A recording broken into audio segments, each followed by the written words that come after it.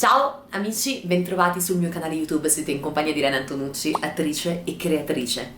Dunque, oggi parleremo di un argomento molto piccante, scene di sesso nel cinema. Iniziamo subito!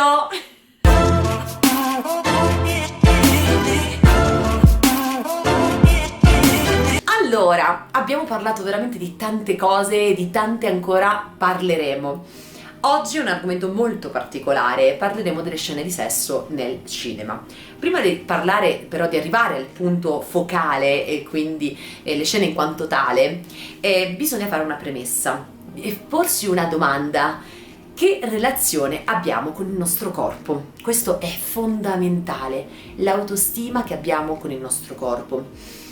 Per poter arrivare a un punto di totale tranquillità nel spogliarsi nel set, e sappiamo che nel set ci sono tante persone, cameraman, tecnici, il regista, gli altri attori, gli elettricisti, insomma tantissime persone, e comportarsi in totale disinvoltura come se nessuno ci sia lì, ma ci sei soltanto tu con il tuo partner.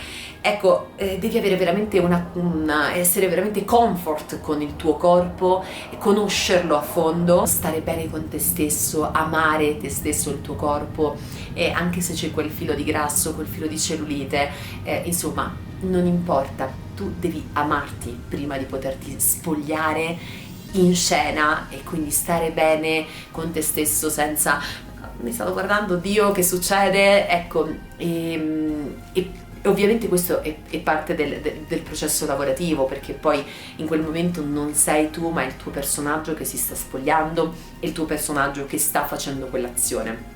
Premesso questo, che è fondamentale, perché senza essere appunto a proprio agio con il nostro corpo non si può arrivare a, diciamo, girare delle scene di sesso. Al di là della fisicità in quanto tale, a volte, il più delle volte, insomma, sono proprio i blocchi mentali che in qualche modo ti condizionano a vivere quell'esperienza in un determinato modo, o a sentirti a tuo agio, o a sentirti incomodo, incomoda.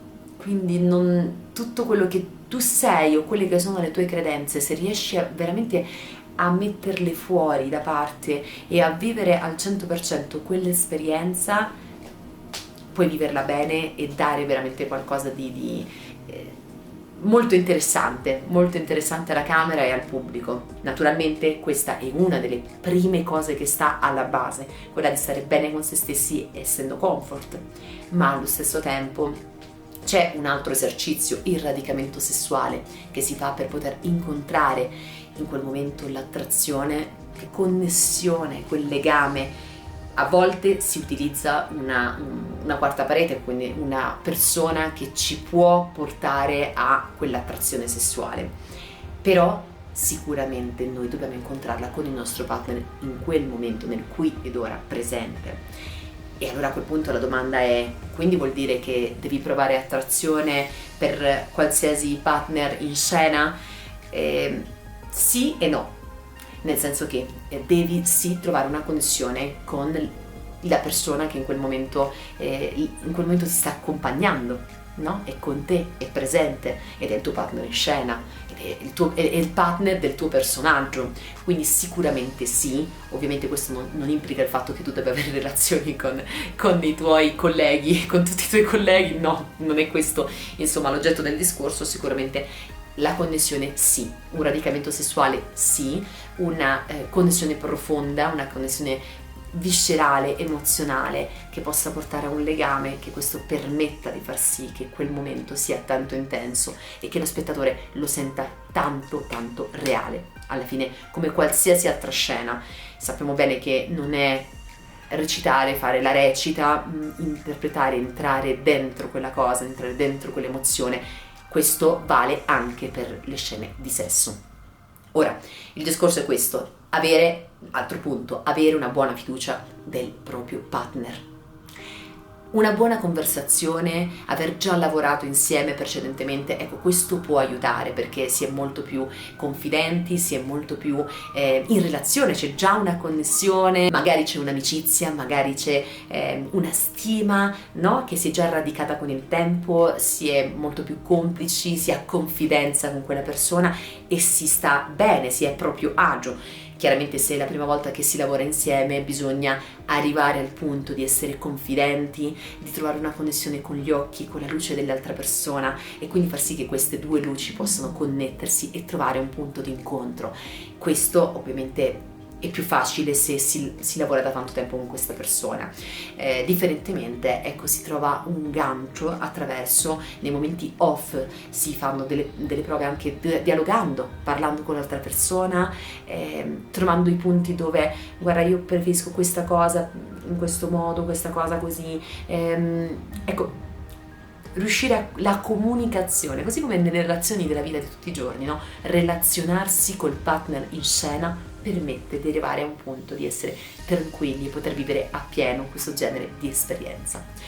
La mia esperienza in particolare sopraggiunge appunto in 2 scene, una a livello teatrale dove interpreto un transessuale, dove è stato abbastanza interessante in quanto ho compreso alcune difficoltà maschili effettivamente attraverso questo personaggio e devo dire che è stato molto interessante, molto introspettivo, profondo e mi ha dato una coscienza, una consapevolezza sia dell'energia maschile che dell'energia femminile. È stato stupendo, meraviglioso questa sperimentazione. E recentemente un film appunto appena terminato di girare in Colombia, non vi dico il titolo perché sennò farei spoiler, in cui c'è una scena lesbo appunto tra 2 donne dove c'è quella delicatezza, sensualità, quella leggerezza. Ecco, questa cosa qui mi ha permesso di sperimentare una parte di me molto interessante e di trovare una connessione chiaramente con l'altra partner con cui era la prima volta che ci lavoravo. Però devo dire, ecco, è stato molto intenso anche lì. Ogni scena chiaramente ha il suo, perché poi ogni partner che incontriamo in ogni scena è differente e le energie sono differenti e quindi questo permette una nuova sperimentazione ogni volta. Perciò io vi auguro di poter vivere questo genere di esperienze. Naturalmente sono curiosa di sapere la vostra, se vi è mai capitato che hanno fatto proposte appunto di personaggi in cui vi fossero delle scene di sesso, come le avete vissute, avete accettato o accettereste una proposta di personaggio in cui include delle scene di sesso. Sono molto curiosa di saperlo, fatemelo sapere qui sotto nei commenti. Sono insomma curiosa anche di argomentare insieme a voi, scoprire insieme a voi e commentare la cosa. Vi ringrazio, vi ricordo appunto di iscrivervi al canale se non l'avete già fatto, condividete questo video, lasciate un like e ci vediamo al prossimo video. Ciao!